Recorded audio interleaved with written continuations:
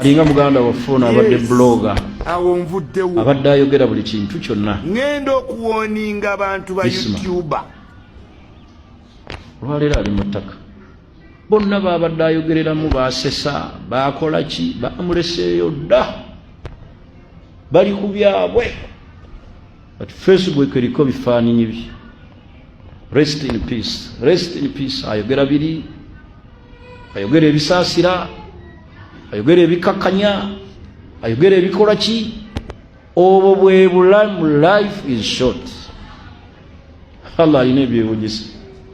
omusiraamu nabadde ndi ku Facebook gyekiro nga ngenda waka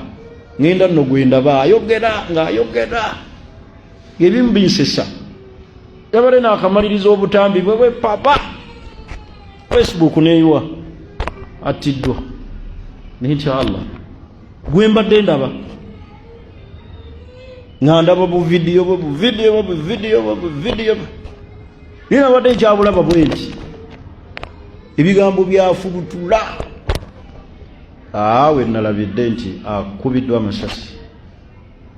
nenga nti Allah yayawukana Allah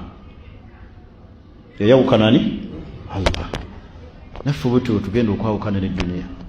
Sheikh Abdul Karim Sentamu omu ku bamasheekh aba Uganda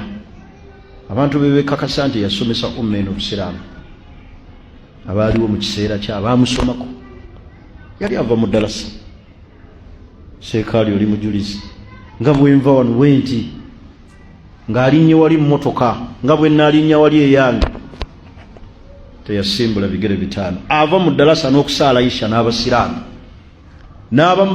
baali bakyali mu muzikiti nga bakyasaala sunna ti sheekh attiddwa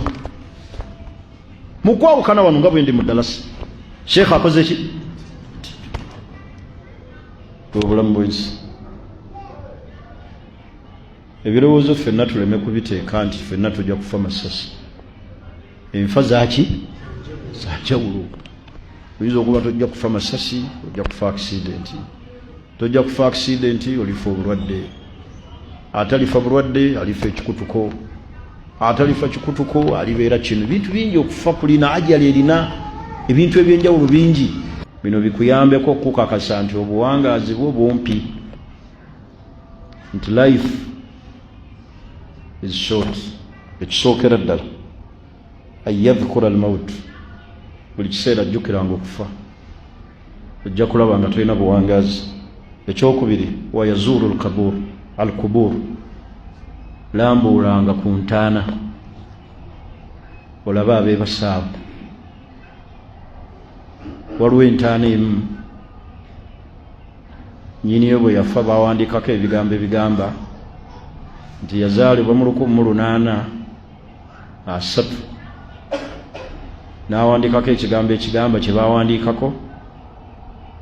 nti kyoli kye nnali kati buli agituukako aga 1830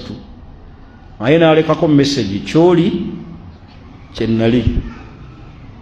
Oba olowooza ki ekigambo ekyo kyoli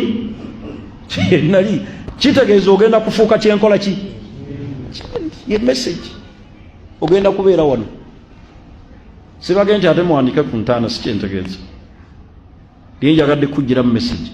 naye bikuyambako okulaga nti tolina buwangaazi ku dduniya kuno jjukira okufa lambuulanga entaana wayushayyi'u aljanaiz tashyii'u aljanaiz werekeranga abafu oziike ate mu kuziika